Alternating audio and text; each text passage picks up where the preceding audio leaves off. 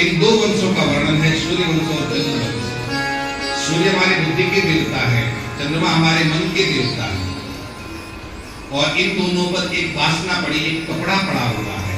सूर्य वंश के द्वारा बुद्धि की उस वासना को हटाया, चंद्रवंश के वर्णन के द्वारा मन की उस वासना को हटाया, उस कपड़े को हटाया, उस आवरण को हटाया, और उसके बाद हमारे ठाकुर का प्राकट्य हुआ। और फिर हम लोग गाते हैं नंद के आनंद भय जय कन्हैया। आज मुख्य वही उत्सव है, आज हम सबको गाना है नंद के आनंद भय जय कन्हैया। लेकिन वो कब वास्तव में ये गाना हमारा सार्थक होगा? जब हमारी ये दोनों वासनाएं समाप्त हो जाएंगी, बुद्धि की वासना भी और मन की वासना। वासना मतलब पर्दा। हम ठाकुर को क्यों नहीं देख पा रहे? क्योंकि हमारी बुद्धि पर भी पर्दा पड़ा हुआ है, हमारी इस मन पर भी पर्दा पड़ा हुआ है। वासना मतलब इच्छा, इच्छाओं का पर्दा पड़ा हुआ है, जिसे ठाकुर में दिखाई दे रहे हैं। सूर्यवंश के द्वारा बुद्धि का पर्दा हटाया श्री सुखदेव जी महाराज ने, और चंद्रवंश का वर्णन करके मन का पर्दा हटाया, और फिर वहां पर गाया गया नंद की आनंद भय जय कन्हैया। श्री कृष्ण कन्हैया की जय।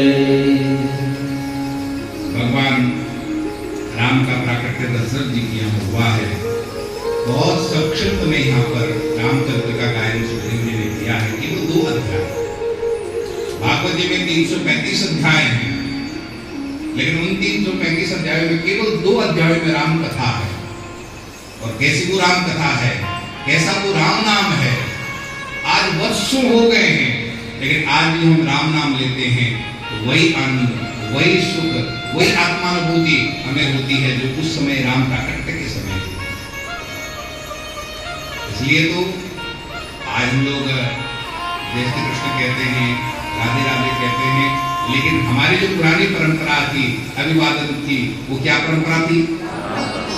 आज भी आप लोग देखो, आपके विरोध क्या कहते हैं? राम राम। हमारा जीवन का प्रारंभ, हमारे दिन का प्रारंभ किससे होता था? राम राम। राम हमारे कण-कण में बसे, हमारे हृदय में, रोम रोम में कौन बसा हुआ है? हमारी सनातन संस्कृति की आधार राम। राम जी का प्राकट्य 24वें त्रेता में हुआ, और आज जिस समय यहाँ पर बैठे हैं, सन 2025 में आप हम सब बैठे हैं यहाँ पर, ये 28वां कलयुग है। और वो गणना हम देखें तो राम जी को प्रकट हुए 1,85,58,000 वर्षों से लगभग ज्यादा हो चुका है। यानी मोटा मोटा मैं कहूं तो इस गणना के हिसाब से 24वें त्रेता